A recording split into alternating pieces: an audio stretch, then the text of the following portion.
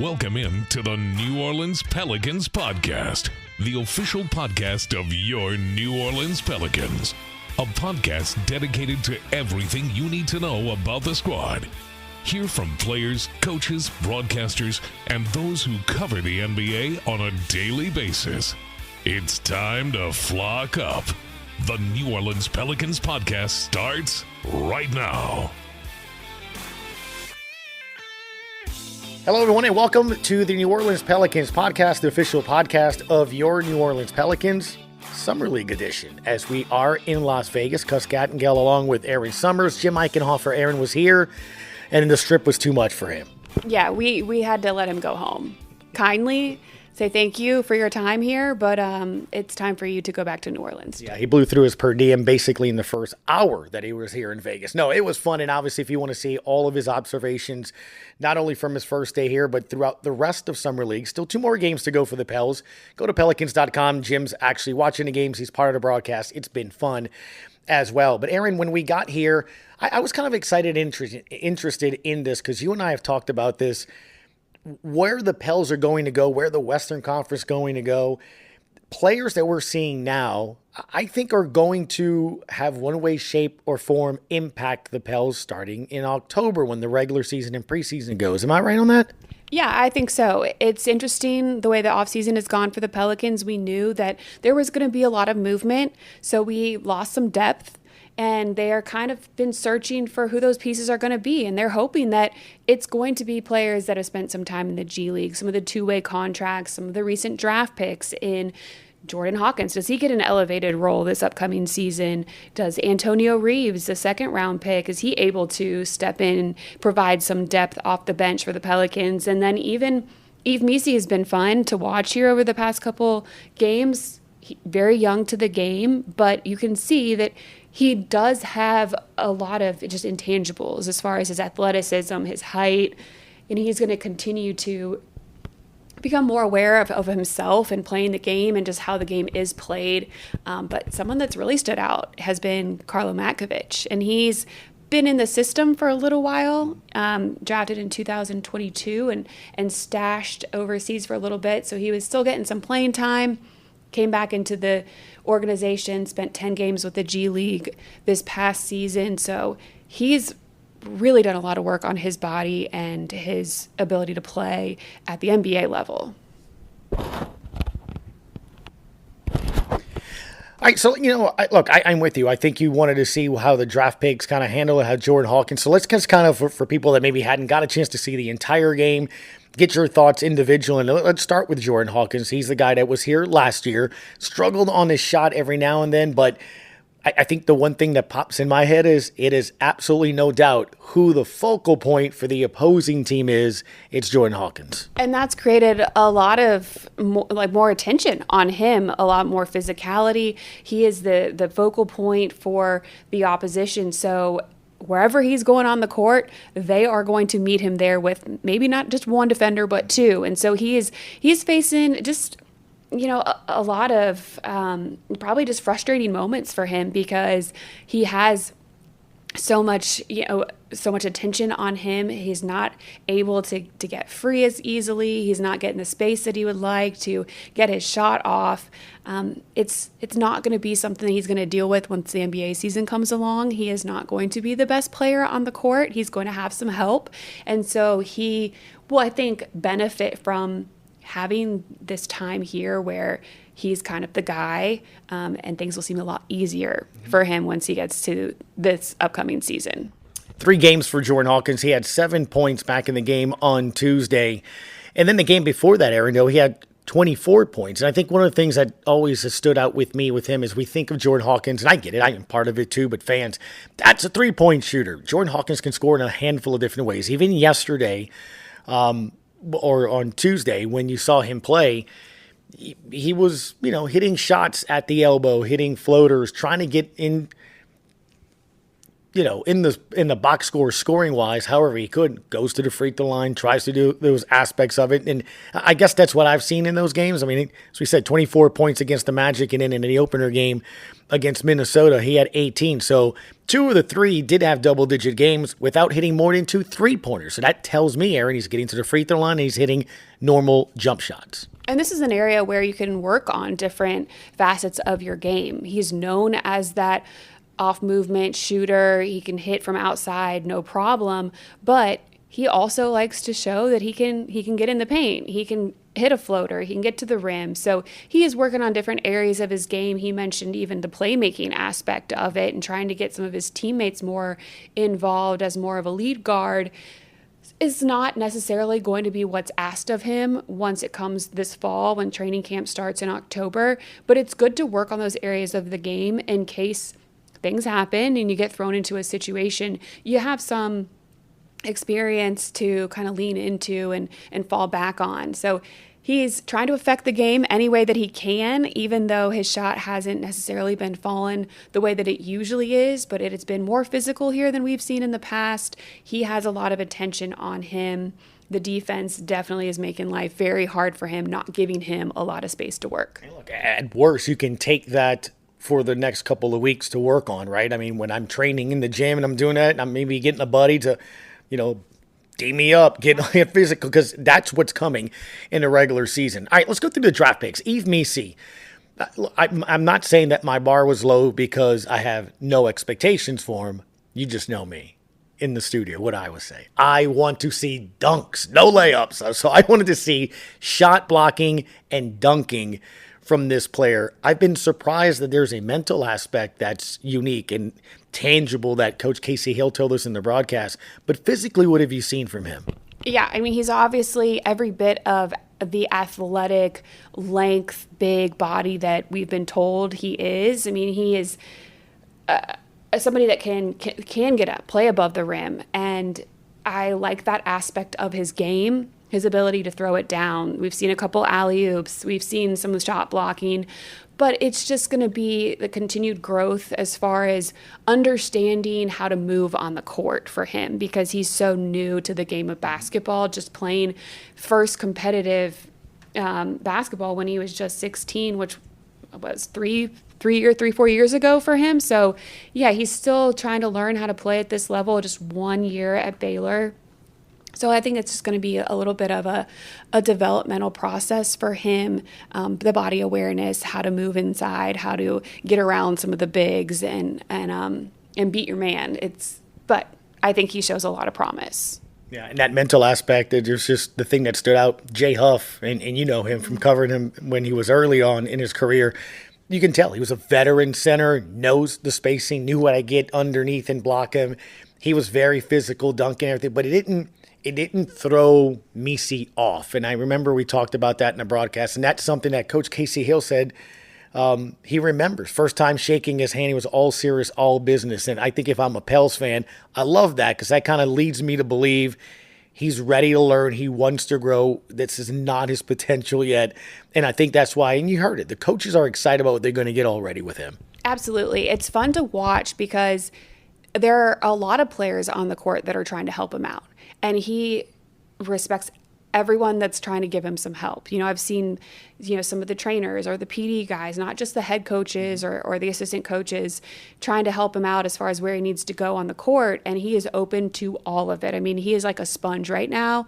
So the growth that he had from just the beginning of his season at Baylor when they thought he was going to be a walk-on to being a starter for them shows that he is going to put in the work. He cares. He's focused. I don't think it'll take very long for him to grasp the game a little bit better. So it'll be fun to see just how quickly things do click for him. I mean, coachability is a very big aspect of it here as well. Speak with Erin Summers, and we're going over some of the players and draft picks here. that we've seen in Summer League. Coming up in a segment here, I thought you guys would like this. One of the benefits that we get to do during the broadcast is talk to some members of the front office and get their perspective, not only of the players, the offseason moves, but the development of players. That's coming up next here, and then we'll tell you what's coming up for the next couple of weeks. I know it seems like a long time, Erin, but October 7th is really not that far away when you think about it, as we're already pretty much the midway point of July. All right, so we talked about Missi. We talked about Jordan Hawkins. We're going to get to Karlo and what he did back on Tuesday. But I really like Antonio Reeves. I know a lot of times second-round picks, Herb Jones, don't really kind of pan out or go to fruition, and sometimes you kind of don't pay that much attention to him.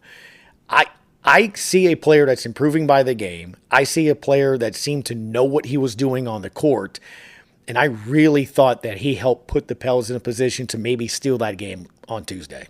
Yeah, I mean, you could tell in game one, he was sped up a little bit in his decision-making, not always making the right call. He obviously, I'm sure, felt some pressure being his first game action as an NBA player. And he settled in so much better in game two. And then game three, he was really kind of like a game changer. You know, he brought some energy. His speed, his ability to get to the hoop and score when it was needed, I think energized the team. So that was fun to watch for him as well. I always kind of thought of him coming in as an outside shooter, but he showed that he can get in. Again, some physicality and power to the hoop. He had some floaters that he was throwing. I mean, he has several different levels to his game that I don't think everybody was quite aware of. I don't know how much we've spent watching Kentucky basketball. We all are kind of like in the NBA. So I think it's going to be interesting to see all the aspects of his game as we continue here in Summer League. But just that difference from game one to game two, I mean, it was obvious that he clearly sat down, looked at film, and Coach Miles, you know, the head coach here at Summer League, said that they really did pick apart his game and spent a lot of time on that. And everything that they talked about, Coach Miles said he corrected in game two. So what you're telling me is the first two draft picks, or the two draft picks of the Pels, had coachability. And that goes into a lot of development of a player and reaching the potential of those players. Look, you're around players all the time. You have to be able to be coached. You have to be able to be critiqued. You have to be able to then take that, because that leads me to the next player we want to talk about in Karlo Matkovic. I loved, of all the things he spoke about after a 25-point in a 25-minute game that had blocks, 3-pointers, was him specifically saying, we looked at film, I took that onto the court. He also mentioned his teammates looking at film, to the point you just made, probably referring to Antonio Reeves, and then putting it on the court. And I think that's such a mature way of looking at that game. Of course, you want the win, but he was excited, even though in a loss, things that they're working on is translating onto the court. I mean, those are two massive things of winning the battle, right? If you're Willie Green, you're David Griffin, can I grab guys into this organization, coach them up, show them what they need to do, and then can they translate that onto the court and then legitimately help us? And I think that's kind of what we're seeing in baby steps, if that makes sense. Yeah, absolutely. Because it's always something that, especially in training camp early on in the season, Coach Green will bring up. Can you do what we've been talking about in practice? Does it translate to the game? Can you execute under pressure? You know, how do you operate when the lights are on? And everything that you've been told, you kind of have to figure out pretty quickly in real time. And for the players to specifically point out the pride that they had in watching the film, looking at things, and then going out and making those adjustments and doing it the right way.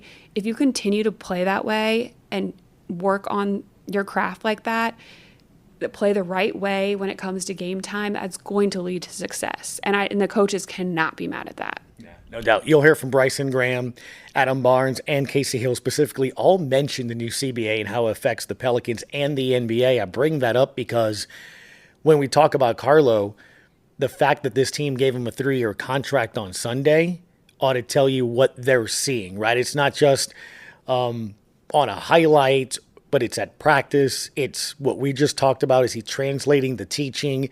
Is he improving? And then you see the body of work, literally. You see a guy that's put on size. He improved his body. You're seeing him improve his game. You're seeing him lead. We mentioned earlier in the week on my talk show, he's directing traffic. He's telling players where to go seconds before he then catches an alley-oop and dunks the ball. Yeah, I think offensively right now he's ahead of his defense, which is understandable, especially for a big like that. He's still kind of trying to grasp the physicality, the positioning, where he needs to be at the NBA versus overseas and the Euro League and stuff like that, because the game is a little bit different. So it's understandable that his offense is ahead of his defense. But what's so funny to me, you mentioned him after the game on Tuesday. He had a great game, but he pinpointed, well, I didn't rebound very well, especially defensive rebounds. I mean, so like he's already thinking about things that he can do to improve on. And right after we talked to Coach Miles post-game, Coach Miles grabbed Karlo, and they were chatting about breaking down the game right there before Karlo moved in to talk to us, and it's like, hey guys, love that, like love the intensity, but like y'all can talk about that all you want the next 2 days. Like we can just do this quick interview, right? They were like literally breaking down the game, like, and I love that. Coach Miles definitely cares, and Karlo does too, and you could just the interaction between those two. That it was fun to kind of watch them have that moment and kind of critique him quickly, and then Karlo kind of say his piece, and then he was like, you know what, Coach, thank you, got it, you're right. I'm glad you brought that up, because a lot of times, obviously in the offseason, the splash moves, DeJounte Murray, right? Other players going to different teams and stuff, naturally, those are going to get the headlines. But I think a lot of times, maybe we don't hear or don't know, and I love that you just brought that up. I don't know if Karlo Matkovic is going to get 10 points, 10 minutes, 15 minutes, 2 minutes. He may go games where he doesn't play. But what you just, I guess, gave us is here we are in July, and he's trying to improve off of that game in July. So that gives you kind of maybe the idea, like Jonas and some of the other players that we have seen with the Pelicans, that practice hard, that are ready to play when they're called upon. We've seen that before, whether it's Billy Hernan-Gomez and players like that, where we may not see them in game action that game, maybe matchups or whatever, but you just painted a picture of a player and a couple of players here that over the last couple of days have shown the ability to translate, learn, grow, and then perform. And that's something that's going to pay dividends come the season, I think. They want to be ready when their moment comes. And whether Karlo does start playing immediately or Antonio Reeves, how many minutes they do get, they want to make sure that they're coming in and executing and doing the right things and impacting the game in the short amount of time or however much time they are on the court, because I think that they take pride in helping their team, not just in their individual performance, which is another really good quality of a lot of the players on the Pelicans. DeJounte Murray talked about it in his press conference. You can see how much these players care about each other, and that's huge when you're trying to achieve something as a team. I think when you hear a player of that magnitude with a deal of that magnitude say, New Orleans is my home, this is my family now, this team's my family, it's hard for you to not get on board, right? Because then that arrow kind of points towards you the entire time. All right, so let's step aside when we come back. Again, one of the fun parts of our conversation and being able to do games here is we get to, talk with the people in charge and why they make those decisions. So we'll do that when we come back. You'll hear from Bryson Graham, you'll hear from Adam Barnes, and you also will hear from Casey Hill. All right, Erin, so we've kind of gone through the draft picks in Yves Missi and Antonio Reeves, gave our thoughts on Karlo Matkovic. That's been pretty impressive. And what Jordan Hawkins has been able to do here as well. 2 games out of 3, double-digit scoring, and not always just shooting the 3 ball. But one of the things we love to do is during the broadcast, we always get the benefit of having some members of the executive staff come in there. And look, Bryson Graham, it's so cool to be able to say new general manager of the New Orleans Pelicans. Because look, I think you, me, we've all been in our position in our business. start low. I had to go get Graf, Cokes and stuff and carry his bags and make sure his seat's clean when he got on the plane at Tulane. No, I never did that. But point is, we all start somewhere. And for him to be able to be in an organization 15 years later and be a part of it, I think it adds a couple of things to it. You could hear in our conversation with him, cares, he knows about this organization, it matters to him. And I think by doing that for that long, he knows everybody. And I think that was the thing that I've noticed and observed him while here. He's so friendly and so nice to everybody because he knows everybody from, I guess being here for so long. But it was pretty cool just to kind of get his perspective on it. But he has a pretty big role now. Yeah, he's the guy, really. And I think that's a lot of fun for him. He's excited. I think he's a little stressed in the beginning. Okay, how does this change things? But no doubt he is ready for it. He has worked his way up. And I think that's what's cool is that he knows what every single person not only knows who they are, but he knows what they do because he's been there and he's done it. And he started as the intern and had to work his way up. So I think he kind of appreciates everybody's part in the big picture. And, when we had a chance to talk to him, we kind of started with, it's been a big offseason, not only just for him, but with the Pelicans, bringing on DeJounte Murray. And so we were able to talk to him about Murray and his impact on the team, the draft picks, and how things are going to go over the next few months. Yeah, no pressure. Welcome on board. By the way, David Griffin said it's an arms race in the Western Conference. Here you go, new general manager. But enjoy this. This is kind of him kind of going over and why this organization sort of has done the moves that they've done this offseason. DeJounte Murray has made his way over as well. You mentioned, obviously, adding him and what it went to, but for Pels fans trying to see what they can get from their first-round draft picks, nice start for Missi. You can kind of see the athleticism that so many of you guys in the front office really like. Jordan Hawkins knocking down a couple of threes here as well. You have to like that. Yeah, no question. I mean, Yves is not what we've had, in terms of his mobility. I think that's the biggest thing that stood out to us from an evaluation standpoint. He's able to play in multiple coverages on defense, and that's how Willie Green likes to play. We were kind of in a drop defense in terms of with Jonas, which is good. I mean, we're a top 10 defense, but I think that this can really unlock as he gets stronger and he picks up on NBA concepts and our system. I think our upside defensively is even higher with Yves, and then obviously Antonio. He's a marksman. He's a phenomenal shooter. He's going to be able to add that shooting and also some of his playmaking as well to our group around the likes of Zion and DeJounte and Brandon and CJ. Those guys need space, and the more we can add players that are like size in terms of plus length, plus size, they're versatile on defense, but can also stretch the floor. I think it's a recipe for winning. How do you think that somebody like Missi is going to be able to just space the floor better vertically for this team? Yeah, I mean, putting pressure on the rim. A lot of people think that you have to have the ball in your hand to pressure the rim or pressure the paint, but that's not necessarily the case. Any type of pick and roll action, if he dives out of it with force and with the amount of athleticism he has, that's going to converge the paint and it's going to free up the weak side. And so, having that dynamic is not something that we've had. So we're excited. Look, I know it's Summer League, the games don't count win-loss record. Sure. But these minutes are invaluable for a lot of those players trying to make roster spots, prove, hey, get a spot over at the G League or like Jordan Hawkins here. We saw that first quarter. He's mentioned to Erin, Minnesota put a big on him with Deshaun Nix. Double the size there. Hey, we know you can shoot. We saw you knock down that three. We're going to try to make it uncomfortable on that. These are things that he can work on because this is what's coming in a regular season. Absolutely. I mean, and getting some of these reps, he has got a bullseye on his back, as you can tell.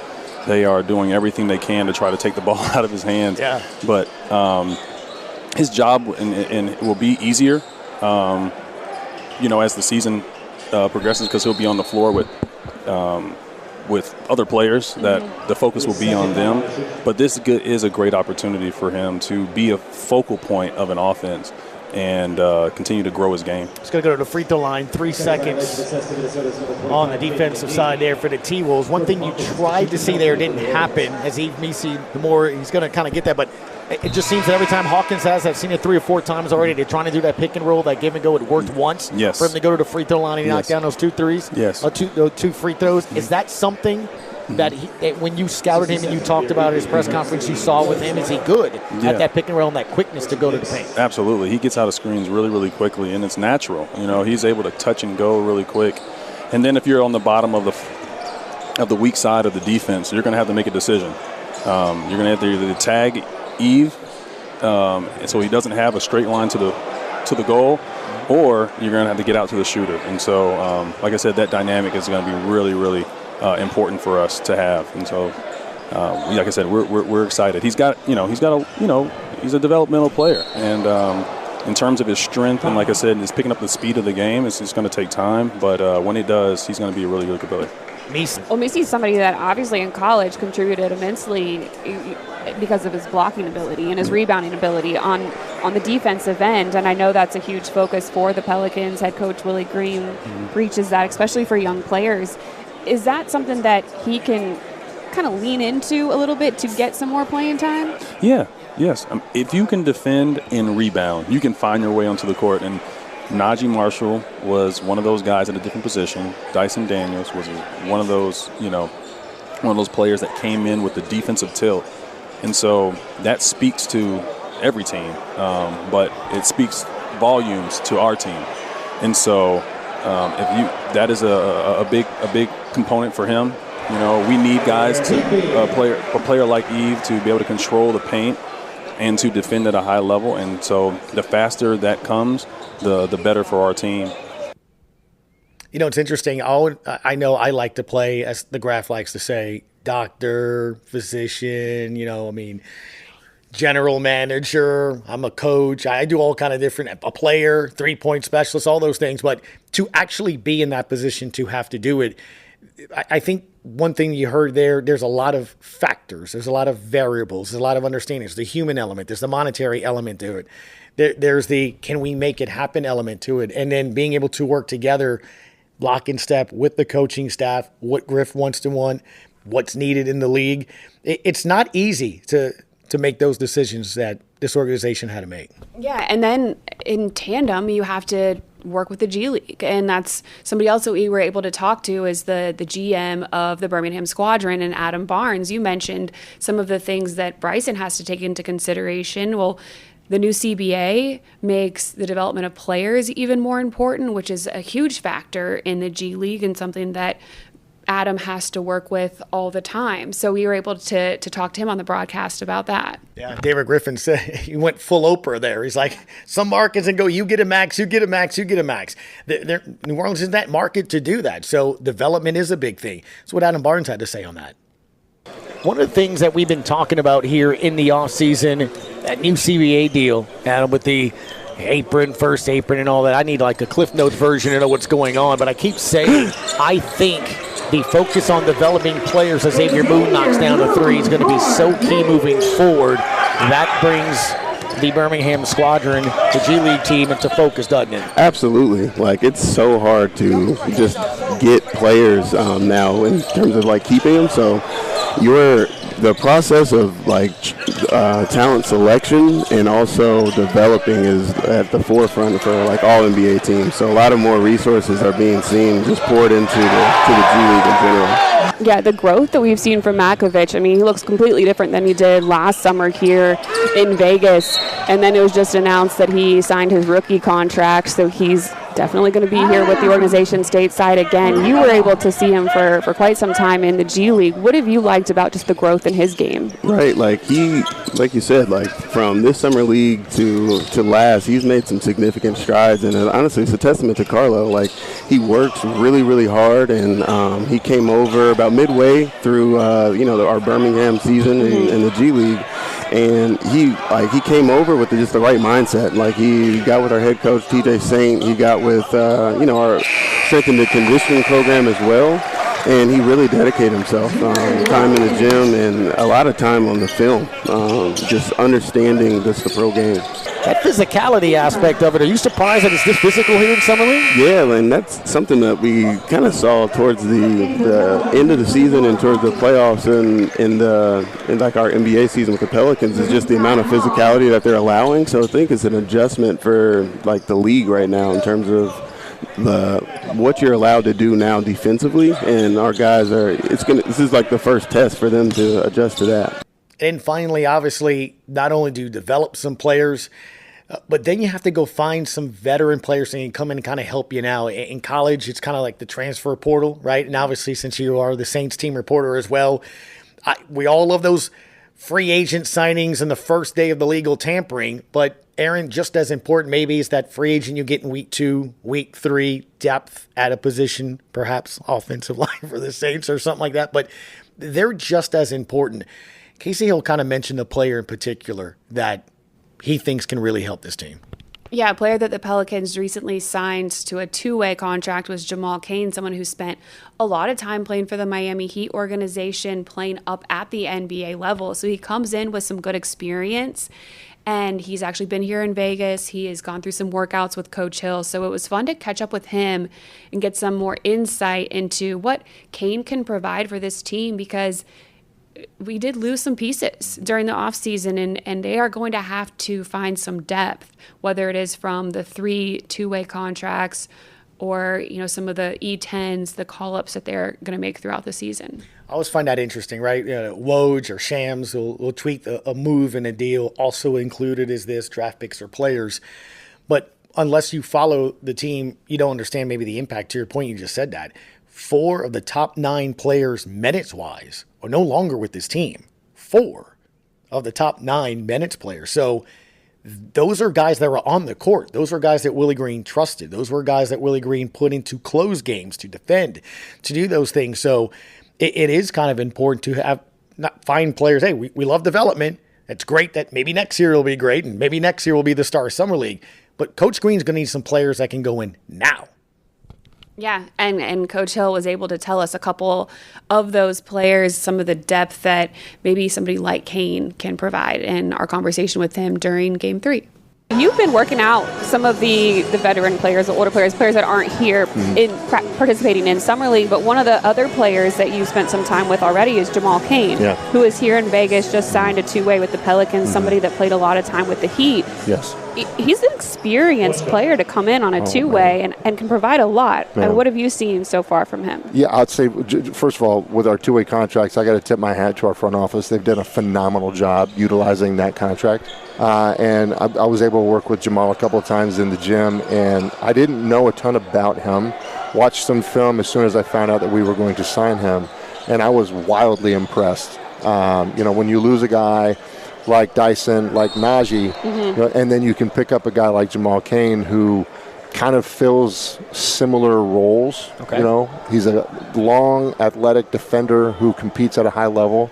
I was wildly impressed by him, and from what I've heard from the people that I know within the Miami Heat organization, they are in love with him as well. So I believe he's a big get for us, and we're really excited to see what he can bring in training camp and hopefully in the season if and when he gets his opportunity. I think that was one of the things that excited me about DeJounte. When you start with San Antonio, and you know who that coach is and how they run things.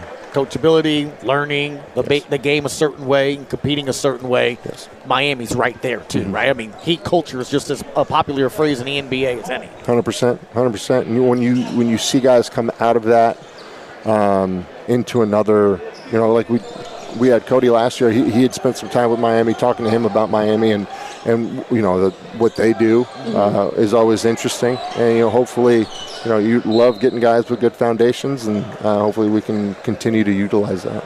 All right, our thanks to Bryson Graham, Adam Barnes, and Casey Hill for stopping in during the game.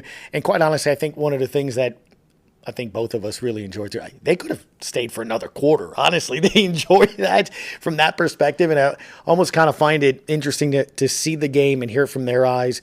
Coach Hill was amazing, telling us what the timeouts were going on, what Coach wanted to do right before halftime. It was great to sort of see that. I think sometimes we lose perspective just how much basketball they know, how to see the game differently, right? Yeah, I mean, there's things that we see. There's things that we think this is probably what they were trying to do, or, well, they've worked on this in practice, so this probably was the goal here and didn't work out, or that's exactly whatever it is.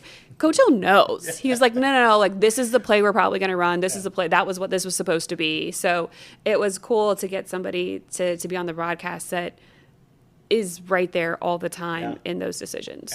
And from Barnes and Bryson Graham's perspective, too, those are the players that they want to see, and specifically some elements, because Bryson got all excited when he saw Missi have a putback dunk. He's like, that's it. Yeah. That's what we just saw. Well, yeah, like, I'll watch a game and be like, yeah, Karlo did so well. Like, he had this many points and this and this and this. And then, like, they're like, well, yeah, but he didn't do this and he didn't do this and he didn't do this. And I'm like, man, all right. Like, they watch the players so much differently. So it is cool when you can get their perspective. Well, to your point, we were talking about the Pelicans shooting 50%, yet trailing the Spurs, who were shooting 30%. And when I said that, I saw Coach Hill kind of make a face. He goes, shot disparity. How many shots did they have? And the Spurs had shot almost 20 to 25 shots more than the Pelicans and more threes than the Pelicans. And that's why they were trailing. So to your point, they can just look at a stat. They can just look at something and immediately know why the game is going the way it is. Anyway, I definitely want to get into, I guess, what's moving forward. Look, obviously, we got 2 more games left. You got one on Thursday. You got one either Saturday or Sunday, depending on the standings and how that all works. And then there's a break. And then they meet up. And then we're off and running. October 7th is the first preseason game. For Pels fans listening right now, what is those next couple of steps? I don't know how much time off a lot of these players are going to get. Look, the fact that DeJounte Murray's here working out. Every photo I see on his social media page, he's lifting weights. He's in Pels gears. He's been here. Trey Murphy, I saw yesterday, is dunking somewhere in some gym. He looks amazing. So I don't think these players really stop from an aspect of it. I kind of love that. It makes me feel like this team is hungry. I think they might take a week or 2 after the season is over just to rest their bodies. But then, yeah, it's about getting ready, working on some things, coming back better, whether it is better shape. I know Jordan Hawkins talked up to us about trying to put on a little bit more weight. He said he's trying to get up at least 5 more pounds before the start of training camp. And then other players working on different facets of their game. So I think it's going to be fun to see what this team looks like in October. The training camp is going to be off-site because they're still working on the facility, so they're going to be able to spend a lot of good time together. I think that's helpful with chemistry. We don't quite know who the players are going to be to fill out that training camp roster. I know when we talked to Adam Barnes, he said there'll probably be a couple of the G League players that fill out some of the roster there to kind of get some run against the Pelican squad. So it's going to be a lot of fun. They're usually really competitive, too.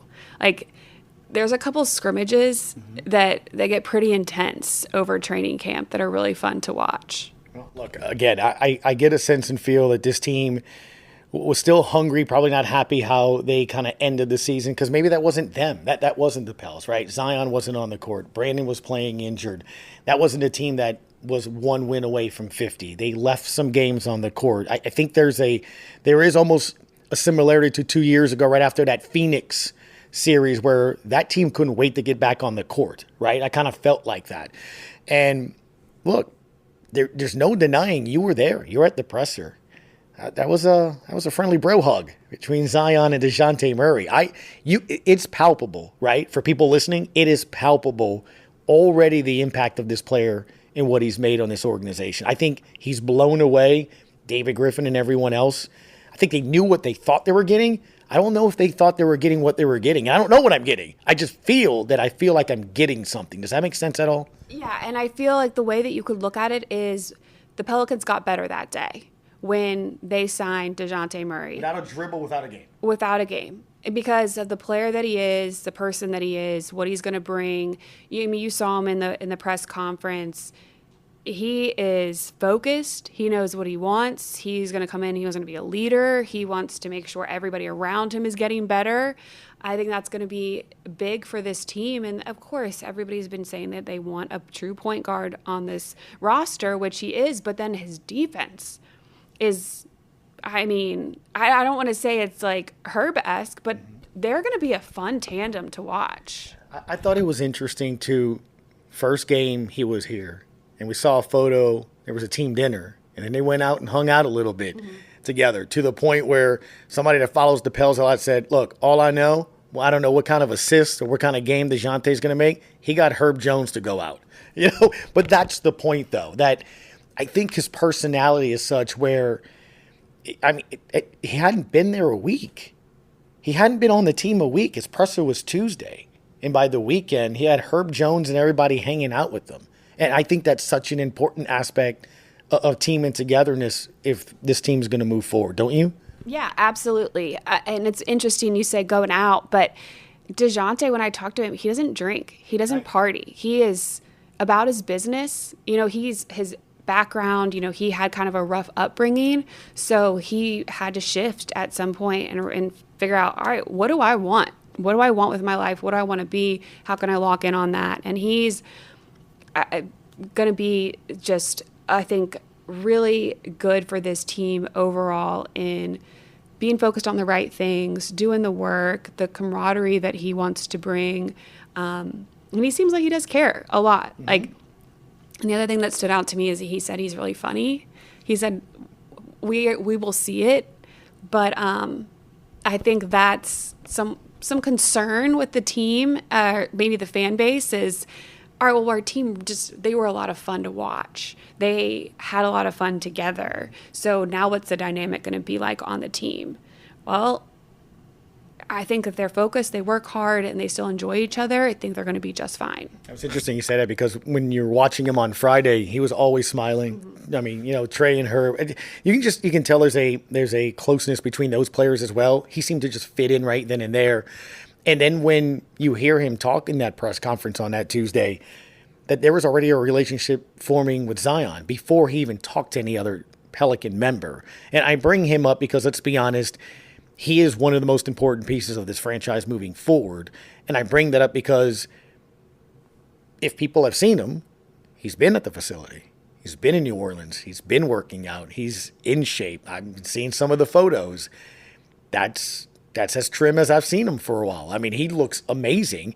And I love hearing that he reached out to DeJounte, not about the trade, but about how to do certain things a normal way. So that kind of gives me, again, a little insight as to what kind of player DeJounte Murray is, where amongst the league, that's a guy that players would go to. I didn't know that, right, until he brought up, hey, we've already started communicating. It had nothing to do with me being traded here. So I think that's an interesting aspect that Pels fans should pay attention to, that he essentially already has a relationship with that player, which is important, to get him to do things and to be lock and step with him. He called him the franchise player. He said, that's our franchise player. I'm here to help him. I'm here to push him. And then you see in Vegas with your own eyes his ability to already mesh with the rest of the players, including CJ, who was here. I don't know how you can't be happy if you're not an organization to see that. And all you did was sign the guy, and trade for him. Well, to your point, I can't wait to actually see them on the court together. Like, that's what I'm like, all this has been great. Yeah, that's true. It feels good, looks good. He said all the right things, but I cannot wait to see it. Yeah, no doubt. Well, it's going to be around the corner. In the meantime, though, you got some football to get to. We got two more basketball games to get to. Again, Thursday and either Saturday or Sunday. But it's been fun. Looking forward to talking more about it here as well. That's Erin Summers, Saints and Pelicans team reporter and sideline reporter. As always, appreciate the time. Absolutely. Make sure you tune in, pelicans.com, for all the games. Yep. And give her a follow, Erin E. Summers. Thanks for listening to the New Orleans Pelicans Podcast. Join us 3 times per week on pelicans.com, the Pelicans mobile app, the iHeartRadio app, or where you get your podcasts. And be sure to give Jim and Gus a follow on X at Jim_Eichenhofer and GCat_17. We'll see you next time, right here on the New Orleans Pelicans Podcast.